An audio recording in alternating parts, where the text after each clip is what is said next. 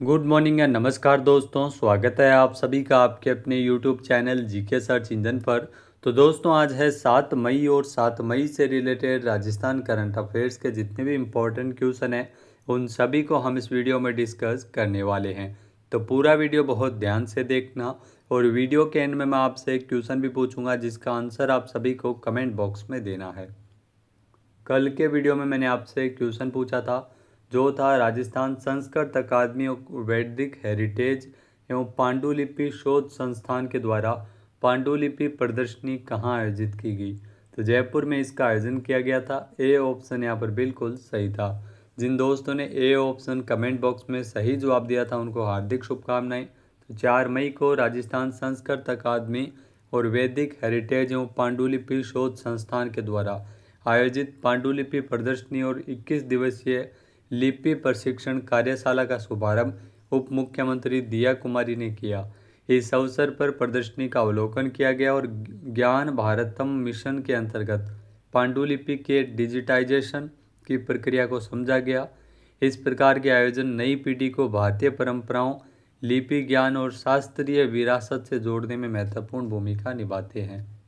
चलिए शुरू करते हैं, लेकिन उससे पहले कल के क्वेश्चन के रिवीजन कर लेते हैं।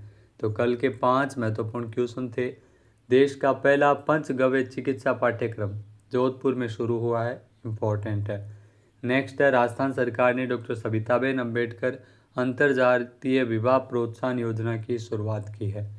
नेक्स्ट है जयपुर की मेघा सोनी जिन्हें राष्ट्रीय रत्न सम्मान 2026 से नवाजा गया है।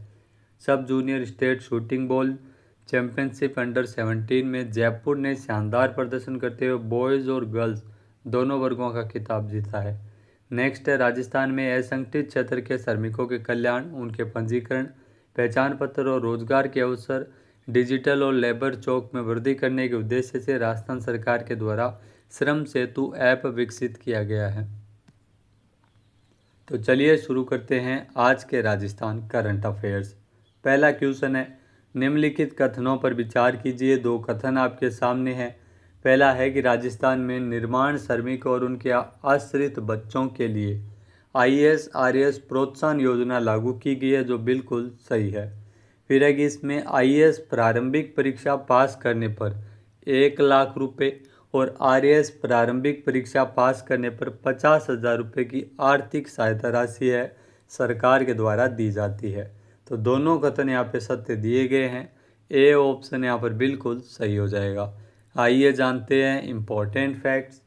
तो राजस्थान सरकार के द्वारा जो निर्माण श्रमिक हैं उनके आश्रित बच्चों के लिए IAS-RAS प्रोत्साहन योजना के तहत पंजीकृत निर्माण श्रमिकों के बच्चों को IAS प्रारंभिक परीक्षा पास करने पर 1 लाख रुपये, RAS प्रारंभिक परीक्षा पास करने पर 50,000 रुपये की आर्थिक सहायता दी जाती है। ये एक मुफ्त प्रोत्साहन राशि लेबर डिपार्टमेंट राजस्थान के द्वारा मेधावी छात्रों को मुख्य परीक्षा की तैयारी के लिए मिलती है, जिसका मुख्य उद्देश्य आर्थिक रूप से कमजोर श्रमिक परिवारों के प्रतिभावान छात्रों को उच्च प्रशासनिक पदों के लिए प्रोत्साहित करना है। आवेदन की अगर बात करें तो पात्र लाभार्थी श्रम विभाग के आधिकारिक पोर्टल के माध्यम से ई-मित्रा के माध्यम से आवेदन कर सकते हैं। यह योजना आपणों अग्रणी राजस्थान के तहत श्रमिक कल्याण के लिए संचालित है। नेक्स्ट है निम्नलिखित कथनों पर विचार कीजिए। 2 कथन आपके सामने हैं। पहला है कि राजस्थान में स्वच्छ सहकार समृद्ध सहकार अभियान, ये इस अभियान का शुभारंभ 4 मई को किया गया, जो बिल्कुल सही है। फिर है कि 5S पद्धति से यह अभियान 4 से लेकर 29 मई तक 3 चरणों में संचालित होगा, तो ये भी बिल्कुल सही है। कथन 1 व 2 दोनों ही यहाँ पे सत्य दिए गए हैं। ए ऑप्शन यहाँ पर बिल्कुल सही हो जाएगा। आइए जानते हैं इम्पोर्टेंट फैक्ट्स। तो सहकारिता विभाग में राजस्थान सरकार के द्वारा स्वच्छ सहकार समृद्ध सहकार अभियान का शुभारंभ 4 मई से किया गया है। यहाँ दोस्तों 4 से लेकर 29 मई तक 3 चरणों में इस अभियान का संचालन किया जाएगा। 5S पद्धति अपनाने से स्वच्छता, सुव्यवस्था एवं कार्यकुशलता को बढ़ावा मिलेगा। 5S जिसमें शहरी यानी छंटनी, सहितोन यानी सुव्यवस्था, सहिसो यानी पूर्ण स्वच्छता, सहिकेत्सु यानी मानकीकरण और शिशुत्स के यानी अनुशासन। तो 5S पद्धति पर इस अभियान का संचालन किया जा रहा है। शासन सचिव सहकारिता विभाग ने नेहरू सहकार भवन में कार्यालयों का सघन निरीक्षण कर आवश्यक निर्देश जारी किए हैं। इस अभियान के माध्यम से आम नागरिकों को मिलने वाली सेवाओं में बड़ा सुधार देखने को मिलेगा। नेक्स्ट, भारत मंडपम की तर्ज पर जयपुर में देश का सबसे बड़ा कन्वेंशन सेंटर राजस्थान मंडपम में किस नाम से स्थापित होगा? तो इसे ध्यान रखना, पद्म मंडपम नाम दिया गया है। बी ऑप्शन यहाँ पर बिल्कुल सही है। आइए जानते हैं इम्पोर्टेंट फैक्ट्स। तो राजस्थान मंडपम में बनेगा देश का सबसे बड़ा कन्वेंशन सेंटर।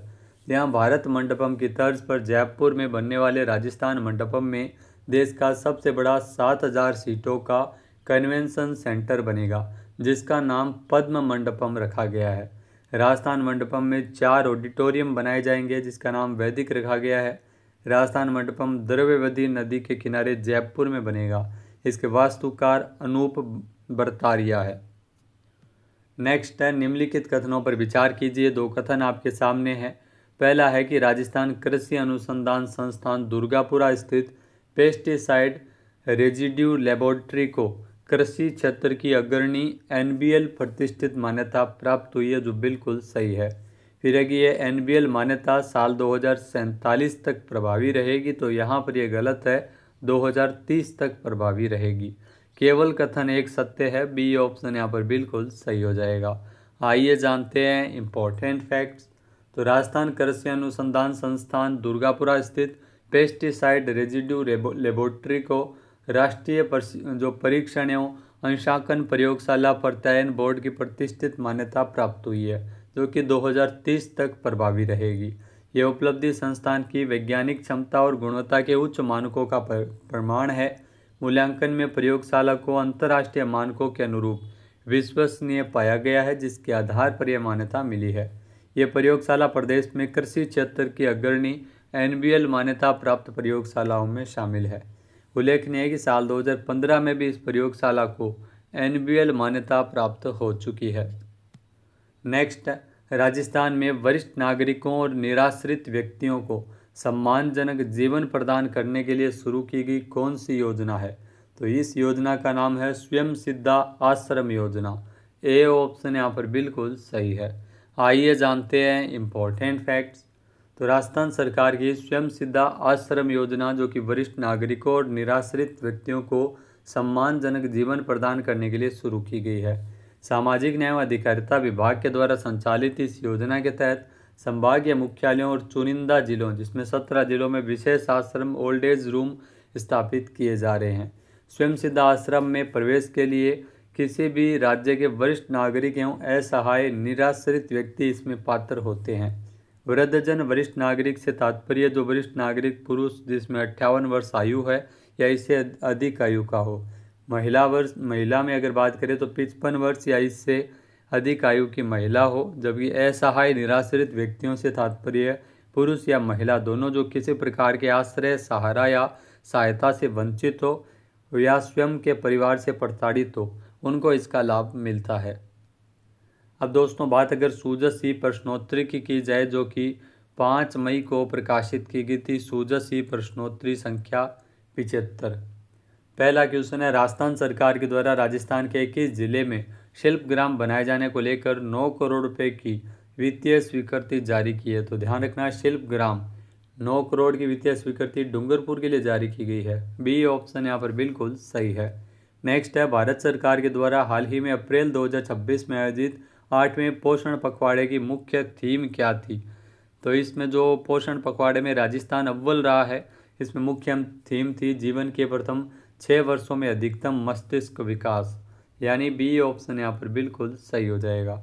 नेक्स्ट है, घुमंतु एवं अर्धघुमंतु समुदाय तथा मजदूर वर्ग के परिवारों के बच्चों की शिक्षा के लिए राजस्थान के प्रत्येक जिले में क्या स्थापित किए जाने की घोषणा की गई है? तो इसमें स्कूल ऑन व्हील्स, जो कि चलता फिरता स्कूल होगा, इसकी स्थापना की जाएगी। नेक्स्ट है, राजस्थान सरकार के द्वारा राजस्थान के किस स्थान का चयन विशेष रूप से चंदन वन विकसित करने के लिए किया गया है? तो चंदन वन का विकास है वो 3 जिलों में किया जाएगा। और इसमें ध्यान रखना, जो जांतलिया बांसवाड़ा, बांकी उदयपुर और जनापुर सिरोही, यहाँ पर चंदन वन विकसित किए जाएंगे। ये स्थानों के नाम भी आपको ध्यान में रखने हैं। नेक्स्ट है, पंच गौरव योजना में एक जिला एक खेल के तहत सिरोही जिले का खेल कौन सा है? तो जो सिरोही ज़िले का खेल है वो तीरंदाजी। ए ऑप्शन यहाँ पर बिल्कुल सही हो जाएगा। अब बात करते हैं आज के हमारे क्विज के, जिसका आंसर आप सभी को कमेंट बॉक्स में देना है। तो आज का क्विज है, हाल ही में असंगठित क्षेत्र के श्रमिकों हेतु राजस्थान सरकार के द्वारा कौन सा ऐप शुरू किया गया है। एक बार फिर से सुनिएगा, हाल ही में असंगठित क्षेत्र के श्रमिकों के लिए राजस्थान सरकार ने कौन सा नया एप्लीकेशन शुरू किया है। सही आंसर आपको कमेंट बॉक्स में देना है। और अगर ये वीडियो आपको पसंद आए तो इसे आप लाइक और शेयर करना बिल्कुल न भूलिएगा।